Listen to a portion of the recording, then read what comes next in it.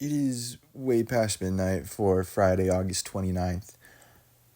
Um, First and foremost, I did some packing today, which is great.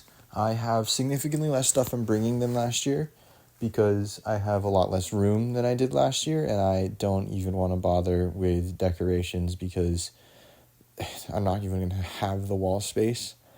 But it's perfectly great and going. I have everything except my PC, which is still downstairs, which I've been talking about PC. I have been trying Pantheon 4, and my gosh, Pure Vessel is absolutely insane to try and fight. Like, it is so hard, and just having the double damage makes it so much more difficult. But yeah, and then my clothes, which I just have to do a load of laundry tomorrow and fold all of that and put it in, and I'm all set. And there's another tradition that I do when I go back to school. I usually like watching a really emotional show or movie.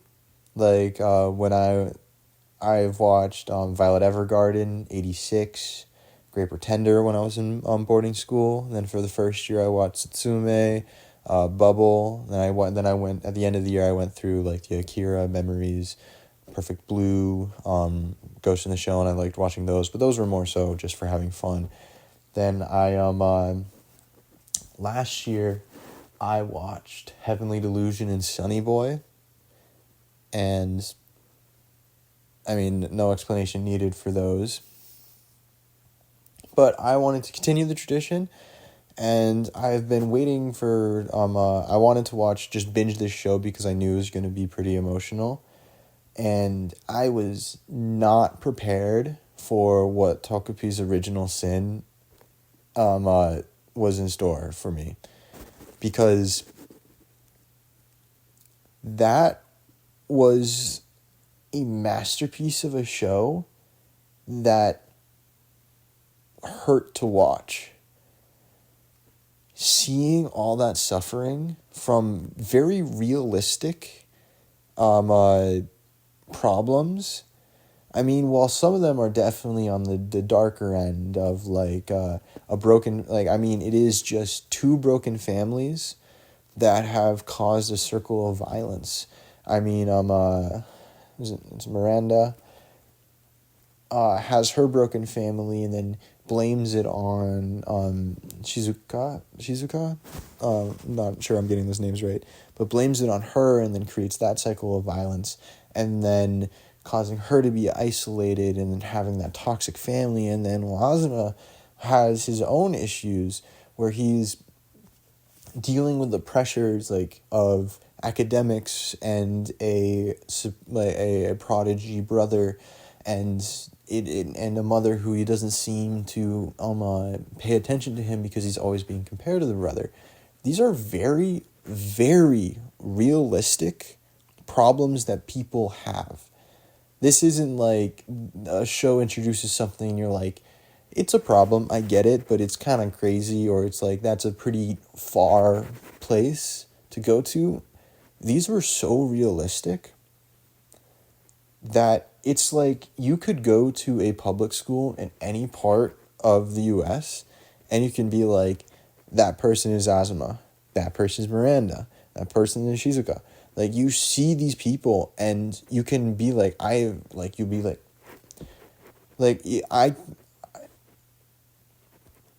there are definitely like people just in my area that have all these problems. They're not common problems to have per se, but they're not non-existent. They exist.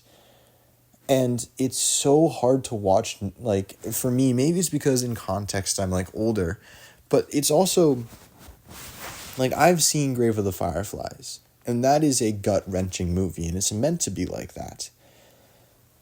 But this hit different because maybe I could see like Grave of the Fireflies as its own isolated story. Whereas this one, while they were in like the fourth grade, or they were in fourth grade in 2016, and then 6 years later, the 10th grade, they were in those grades and they're younger than I am because I'm in college now, but seeing I could see those as my contemporaries. I could see those people of my age to have those problems. So it was, I feel like, a much more relevant story because it wasn't this far, like, the desolation of the Japanese country and the catastrophic circumstances that resulted in the starving of children and the malnutrition of the war. Like, that is a horrific problem, and it's hard to watch, but it's an isolated issue far away from me. It's something that I've not seen before. But these issues are modern issues. They're very real in this current environment. This environment of, like, talking about isolation and broken families and mental health issues. And I love the message at the end where they didn't necessarily avoid all of those problems, but they're going through it together and they have somebody to go through. Like, the two girls are friends now. While Azuma, it wasn't shown being a friend in there. He got his new glasses in the revised timeline. He's fighting with his brother, but he's talking with his brother. He's having families. Like he is not alone anymore. The girls are not alone anymore. And I love that message, but it's so hard to watch everything that led up to that final time reset. Like, you go through and you see the first episode, which is it's very difficult to watch. And then the second episode, we're like, oh my God, that just happened. And then the subsequent fallout. And then you get to the second to last episode where you realize that Togepi wasn't his first time there. That he was actually trying to help Miranda before everything else kind of went down. And you can see the fallout of just normal circumstances. And you can hear the thing like the rope snapped, and so in the first episode she used the rope that doesn't break, that goes on for infinity. And then so many issues that just kind of come to light in this, like, waterfall of details and seeing everything happen and understanding it. And that's the hardest part, is that you understand it. You see these issues and you can understand the consequences that have happened and what has happened to these children.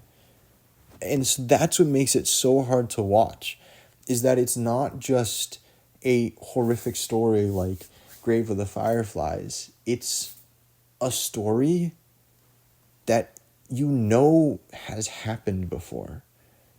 That is not just a product of a global war and the desolation of a country. It is just a product of the time that we're in and just of life itself. Like, the show wasn't saying that doing the right thing stops these things. They still go on. Miranda still has her scar on her face at the end. But it's saying that you're not alone and you don't have to be alone to go through these things.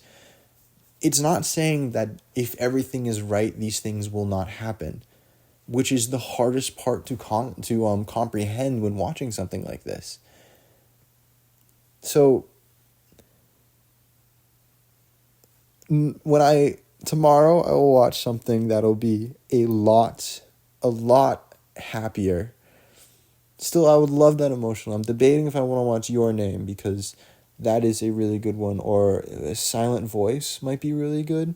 Something that doesn't have this gut punch of a storyline, because everything in that show played out exactly how they wanted it to play out. I felt everything that the showrunners wanted me to feel. But it's such a realistic, like, there's such realistic problems and such realistic consequences, and it hurt so much to watch. This wasn't, I would watch and be like, oh my gosh, that just happened. As in, like, when watching One Piece when Gear 5 came out, you'd be like, oh my gosh, that just happened. It was, I'm in shock. Like, this is genuine shock. So, that's where I'll leave it for now. I'm going to watch something a little bit happier before I go to bed, because that was tough. It is a story that needs to be told, a message that needs to be sent, but I would not recommend this to anybody. It was an absolute masterpiece, but one that I kind of wish I didn't have to go through.